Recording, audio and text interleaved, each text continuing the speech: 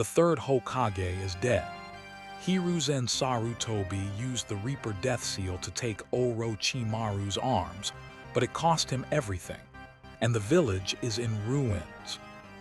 In the aftermath of the Konoha crush, the village council acts fast. Koharu Udatane and Himura Mitokado approach the one shinobi everyone agrees on, Jiraiya of the Sannin. In canon, he said no. He told them he'd find Tsunade instead, handed off the weight to someone else. But the offer was real. The daimyo had already approved it, and in this timeline, Jiraiya says yes. Now, you might think this one decision only changes who sits behind the desk. It doesn't. It rewrites the entire village from the ground up, and the first person it changes is Naruto himself. Think about what Naruto's childhood actually looked like. The village treated him like a curse. Adults avoided him. Kids followed their parents' lead. He was starving for any scrap of acknowledgement. That desperate hunger for recognition is what drove almost every choice he made. But now the Hokage publicly takes this kid under his wing. Jiraiya, the legendary Toad Sage, the man the entire village just chose as their leader, openly claims Naruto as his student, his godson. Try shunning the Hokage's kid. It's a completely different social equation. And here's where it gets interesting. A Naruto who actually feels respected, who isn't clawing for attention every second of the day.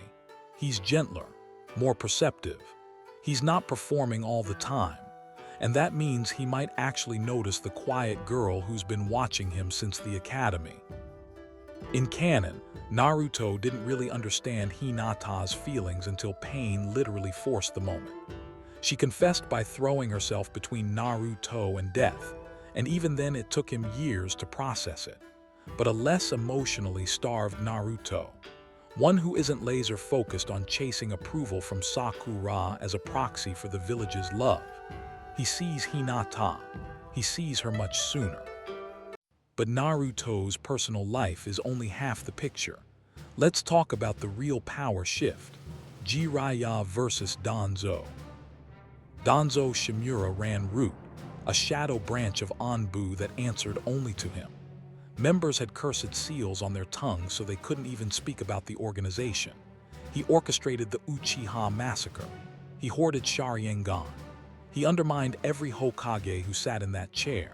And the third Hokage, Hiruzen, let it happen. Because Hiruzen was sentimental.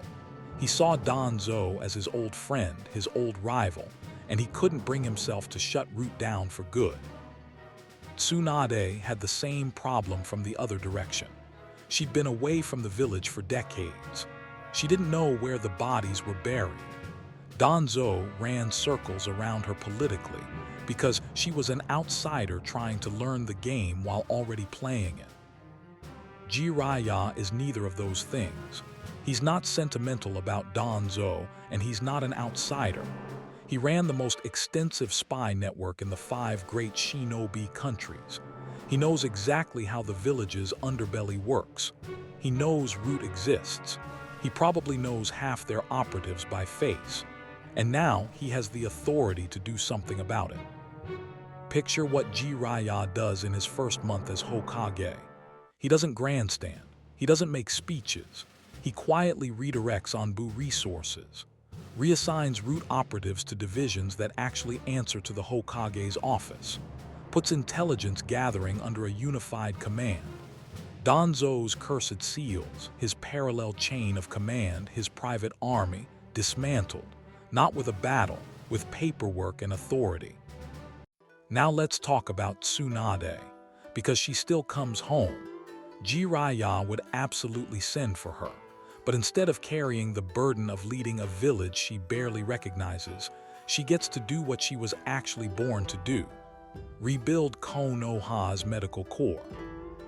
Think about what Tsunade accomplished as Hokage while drowning in paperwork and politics. She revolutionized medical ninjutsu. She trained Sakura. She saved lives that were considered impossible cases. Now imagine her doing all of that without the Hokage's desk chaining her down. Chief medic of Konoha, answering only to Jiraiya with the full funding of the village behind her. It's arguably a better deal for everyone. Now, the Sasuke question. In canon, after Sasuke defected to Orochimaru, Naruto spent years carrying that guilt like a boulder on his back. The Sasuke recovery mission failed. Shikamaru, Choji, Neji, Kiba, they nearly died at the Valley of the End. And then Naruto was essentially sidelined, told to wait, told to train, kept out of the loop while the adults made plans he wasn't part of. Under Hokage Jiraiya, that doesn't happen, because Jiraiya understands Naruto's bond with Sasuke. He lived that same triangle, Jiraiya, Tsunade, Orochimaru. He chased his own teammate into the darkness and failed to bring him back. He's not going to make Naruto repeat his mistakes blind. He keeps Naruto informed. He gives the pursuit structure and resources instead of letting it become a lonely, guilt-driven crusade. And then there's Sage Mode. This is where the training advantage gets almost unfair. In canon, Naruto only learned Senjutsu after Jiraiya's death, when Fukasaku brought him to Mount Myaboku out of desperation. He crammed the entire discipline into about a week, and he perfected it, surpassing Jiraiya's own imperfect Sage Mode. But with Jiraiya alive and in charge, he doesn't need Fukasaku to make the introduction. Jiraiya is the Toad Sage. He takes Naruto to Mount Myaboku himself, starts the training years earlier. Naruto still perfects it because that was always his talent, but now he has time to actually integrate it, to make it second nature instead of a last resort technique learned in a panic. Now, the biggest objection people raise to this whole scenario. They say putting Jiraiya behind a desk weakens him, that the village loses its greatest intelligence asset the moment he becomes a bureaucrat. And I think that argument is completely backwards, because Jiraiya's canon spy network was a one-man operation, one guy, traveling alone, gathering intelligence through personal contacts and his own reconnaissance. It was brilliant, but it was fragile. If Jiraiya gets captured or killed, the whole network collapses, which is exactly what happened. Give him the Hokage's office, and he goes from solo operative to spy master with a state behind him. Anbu operatives deployed across Amegakure, Iwagakure, every major hidden village, funded deep cover assets, a standing intelligence apparatus that doesn't rely on one person's survival. Information flows through dozens of trained agents instead of one man's solo legwork. That's not a downgrade. That's Jiraiya's network operating at its true potential. So let's take stock. By the time the Shippuden era rolls around in this timeline, Konoha looks fundamentally different. You have a Hokage who is also the world's most connected spy master, a medical corps led by Tsunade at her best, Danzo defanged, Naruto trained in Senjutsu years ahead of schedule, the Sasuke pursuit handled with actual strategy instead of emotion, a more stable, more confident Jinchuriki who isn't running on empty. It sounds almost too good, like the story just got easier. And that's exactly the problem.